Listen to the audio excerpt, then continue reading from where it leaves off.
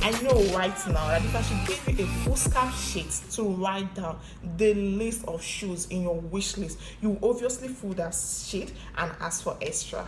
How sure are you that you're going to wear all of them? Yeah, because some of them might even turn out to be undersized. Well, are you going to be forcing yourself to wear them?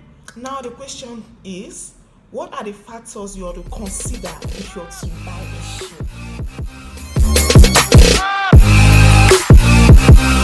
If you're gonna buy a new shoe for yourself, you have to consider the quality.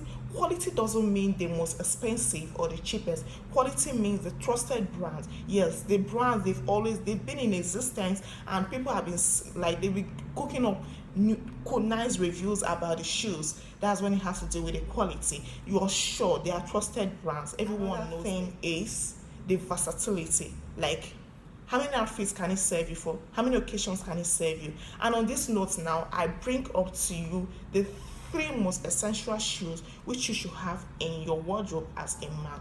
Yes, you're gonna use these three stones to kill countless stones. And what are these three most essential? First, let's start with the Brooks, with the family of Brooks. You know, when it comes to the family of Brooks, we have two major shoes. We have the Oxford and the Davy. The Oxford is the one that has a tight lacing system, while the Davy is the one that has open lacing system. Yes, don't worry. I'm gonna explain more on that because I know most times people mistake the Oxford for the Davy. The Oxford, the eyelets are sewed under the vamp, while when it comes to the Davy, the eyelets are sewed on top of the vamp. That's why that one has open lacing system, while Oxford has closed lacing system. And now these shoes, they're actually called bros, most because they have serrations. Although not all Oxfords are bros and not all bros are Oxfords. And the same thing applies to the Davy. But most of them are under the are under the bros family. And now you'd be asking, okay, what about the versatility? The versatility is that this line of shoes can actually go for your high class formal attires, and they can also go for your native attires. And the high class formal attires, when it comes to your suits, yes, your wedding suits and all those ones you wear for interview, I mean, like sophisticated suits, then you opt for your Oxford and your Davy.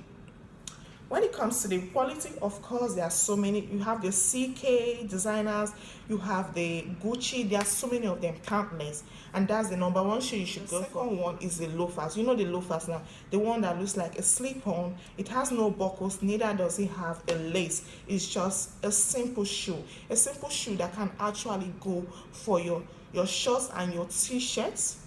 It can go for your chinos and your polo and also casual basic shirts. It can also go for your kaftan attires. Yes, your native kaftan attires. The loafers can go for these three major outfits. You see, versatility, it nailed it. That's for the loafers. That's the second shoe. And now we have the last but not the least, which is the king of them all, the slicker of them all. What are we talking about here? The Chelsea boots. The only shoe that has its vamp and the quarter. You know, the vamp has to do with the front of the shoe, while the quarter has to do with the back of the shoe. The vamp and its quarter linked, like it has its linked together.